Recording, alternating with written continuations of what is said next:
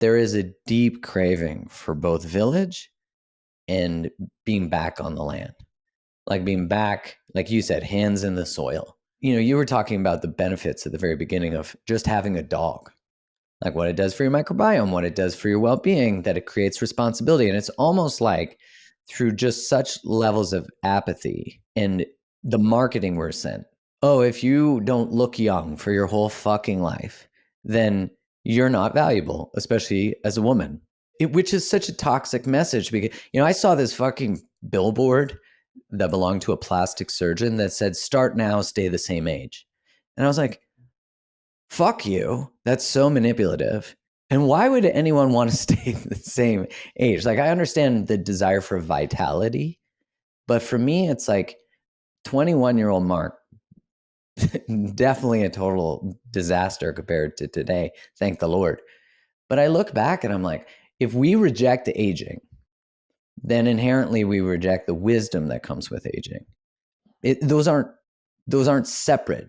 You can't not value elders and then value your own aging process. It's just impossible, which means you can't unlock the wisdom that actually comes with aging. And this is no judgment if people want to, inject stuff in their head or whatever it is. It's just like, for me, I don't know. And I don't judge it. I can't consciously. When I started losing my hair when I was like 29 or something, I went on a hair loss drug, which I then quit taking because I realized that there's nothing for free. I knew this was a testosterone blocker. I know how the product works. And when I finally woke up to what I was doing, which was saying how I look is more important than my health, like having hair, people seeing me with hair matters more than anything. That was not true. I was really felt the pain of what taking that pill was saying, which is I'm not okay as I am. And maybe it's true. And that's why I say, like, if you're listening and you've done these things, this is not judgment. This is just purely from a soul and psychological level.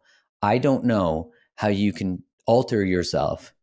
I don't even know where the line is because there's for sure a line, but I don't know how you can alter yourself and love yourself. And yet, I have a friend who's had a crease across their head for their whole life. And when they finally got Botox, their just whole demeanor changed. And so I can love and respect that. And I'm not saying when people have deformities, that's a whole other can of worms. I'm just saying on like a whole level, we're so obsessed with all this moving away from what is natural. And to me, that just makes us, as you said, easy targets. It makes us easy targets for marketing, and that we're never good enough. It's always the next thing, The desire to be desired is a parasitic influence in this world. Are we blaming someone for wanting to look attractive and the No, way of I course not. cut my hair, my haircut, and the way I take care of myself? Of course, I want to be attractive. Of course, I want to exemplify health, but at what cost and for what reason? I think we all have our own little mission in this world. Sometimes we think we're greater than what it really is, or maybe it's the opposite. We don't have any confidence. We don't know our potential. We're all coming from different places with different identities, and I don't think you and I are judging anyone for any individual thing that they want to, upgrade in their life. Right. I don't get to choose for them, right? Like I get that. Correct. And that's why I recognize the sensitivity of the subject. Yeah, and I know I've said some things publicly, and I know that it struck a chord with many people, and they felt like they were getting called out because of it. I think the conversation where it's heading is we just have to start understanding again who's controlling our desire and what is our perception of self. Is our perception of self and the way that we operate, is it based on how we perceive others perceiving us? Right? We've almost shifted Mhm. into this actor where we're playing the role that we think people want to see, or are we living in our true identity?